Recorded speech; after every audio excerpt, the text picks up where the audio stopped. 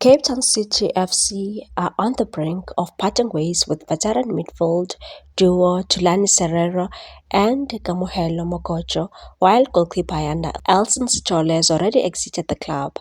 As the team scrambles to salvage a dismissal bid for a premiership campaign, Mokocho, who's 33 years old, signed a 2-year deal with the Citizens at the beginning of the season following a short stint at Sekhukhune United.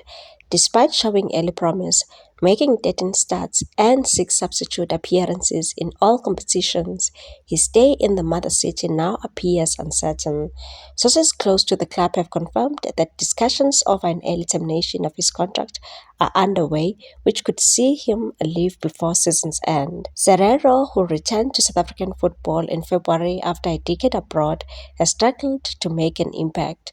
The former ex-Cape Town and Bafana midfielder has featured just 5 times, only one of which was a start against Kaizer Chiefs.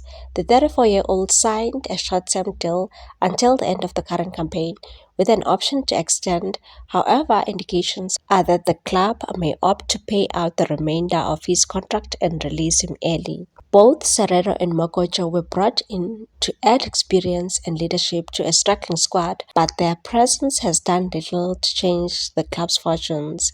Cape Town City currently sit 15th on the league table, just one place above the drop zone, having recorded only 6 wins and 15 losses this season. Adding to the tumult, the 25-year-old goalkeeper Ayanda Elson Sitole has departed the club after failing to secure a spot in the matchday squad. A product of the Orlando Pirates Academy, Sitole joined City from Magesi FC at the start of the season.